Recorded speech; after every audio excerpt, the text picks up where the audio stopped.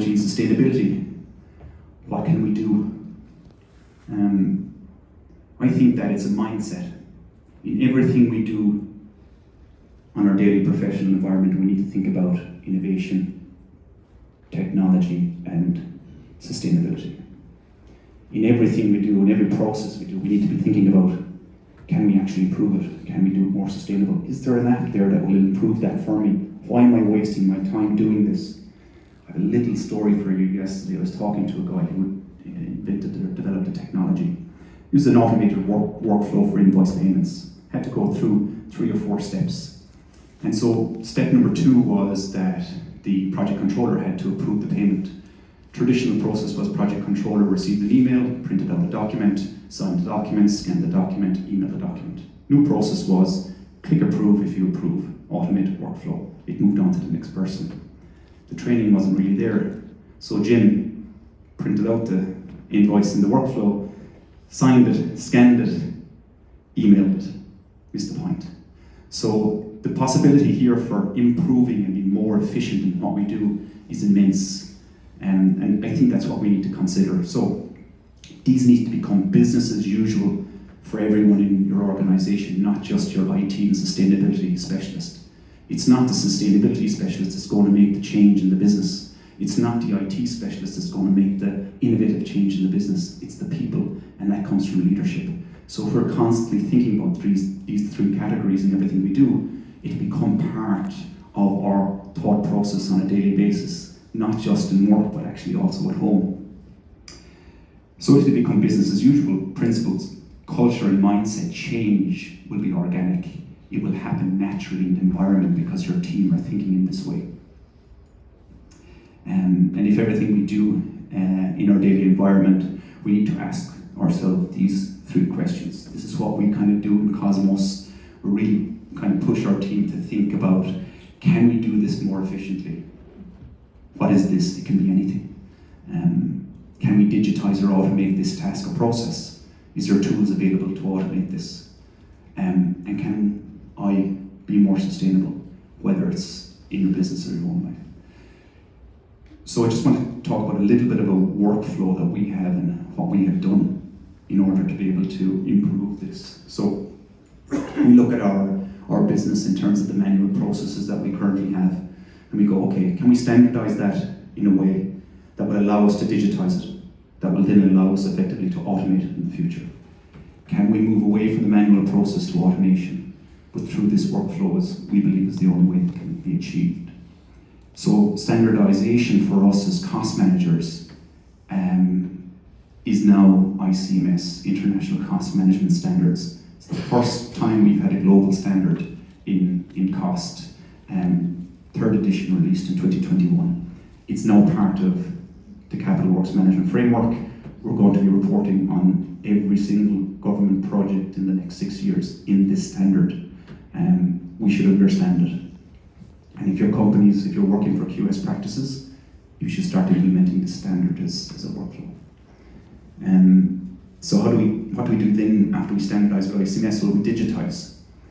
So I mentioned about the 5th dimension earlier on, and I think it was the Irish Green Building Council's presentation earlier about standardization and the need for reporting, and the need now of the Capital Works Management Framework reporting on ICMS. But the Capital Works Management Framework and government don't have a system in which to report into. They just have a standard.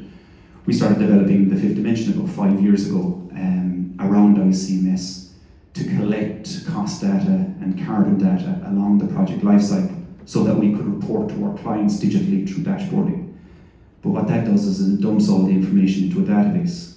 So if you are, for example, the OPW, you'll be collecting all your projects in a standardized way in a cloud-based solution so that you could analyze information, whether it's cost or carbon.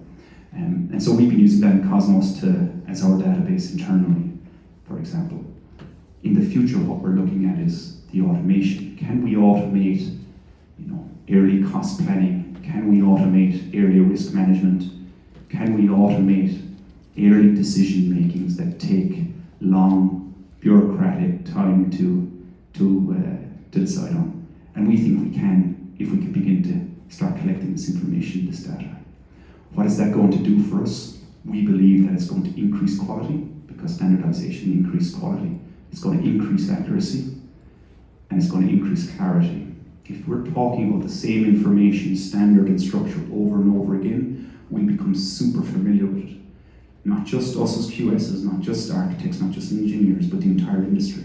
It means when we talk about something like a cost per square meter, we understand the meaning and the requirements behind that.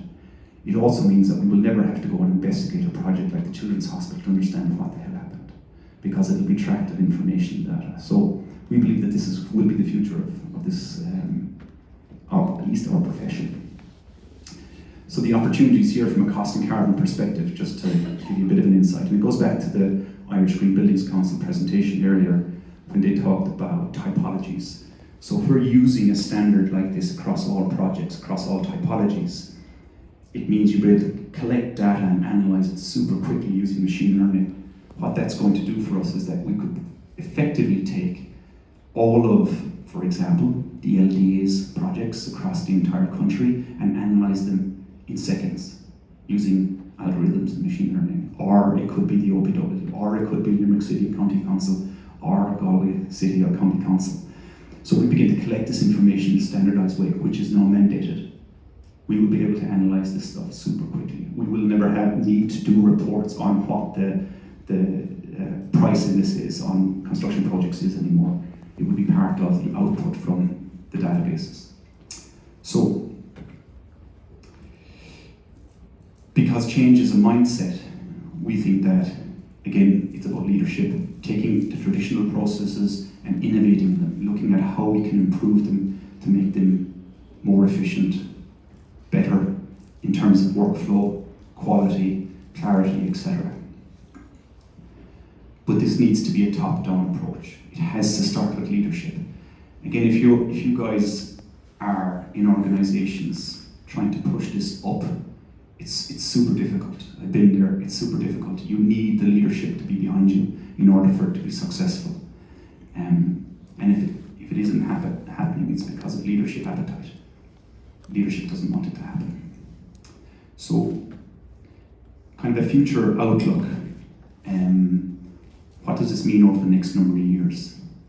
Industry is now demanding that we innovate so we can keep up with increasing outputs. That's the reality of it all. MMC is going to help us with this, but we all know the housing issue we have. We all know what we need to build in terms of units. Where are the people coming from? Where are we going to get more people to build more units? They're just not available, so we need to think up a different way or a different approach here. The aging workforce and lack of skilled people entering the industry, it means we have to do more with less, and you can only do that through innovation and technology. The new capital works management framework requirements now means that we're going to be working in standardized ways across all government projects, which will then feed into the private sector. We can see that happening in other countries, as I mentioned earlier on. So this will have a big effect on how we discuss and communicate on our projects around data. And then the requirements on ESG, CSRD, I think we'll all be involved in that, because we'll all be producing information that will affect how we're reporting on our ESG within our organizations. If it is carbon accounting, if it is strategy, whatever the case may be, biodiversity, whatever it is, we'll all be involved in that preparation, I would say. And so the industry and technology will continue to move extremely fast, so let's not get left behind. It's going to increase exponentially over the next decade. Right now we're at the bottom part of that ladder, but it's going to get super quick. So, last slide, I would say 4 key takeaways for me today would be, we need to think about innovation, technology, and sustainability in everything we do.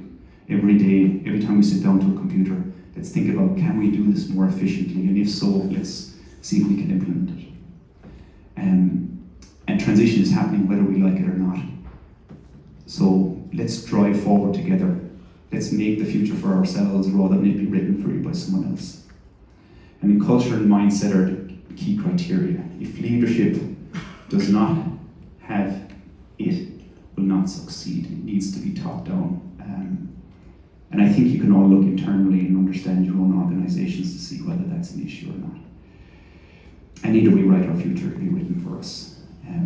We should think about that. But that's it for me for today. I would say that it's important to use your network, like what we're doing here today. Reach out to people, ask questions, use social media, LinkedIn, etc. Let's develop that kind of network of communication so that we can transfer knowledge across each other. We're all here within the industry. We want to just enjoy what we're doing, so that's the most important thing, I would say. You can find me on LinkedIn. We have a podcast, YouTube channels. We talk about this openly because we understand that we're all in the same boat in terms of the challenges and issues we have in our industry. So we need to be able to discuss that amongst ourselves, to be able to develop solutions and become comfortable with the fact that we can talk about it. But thank you very much.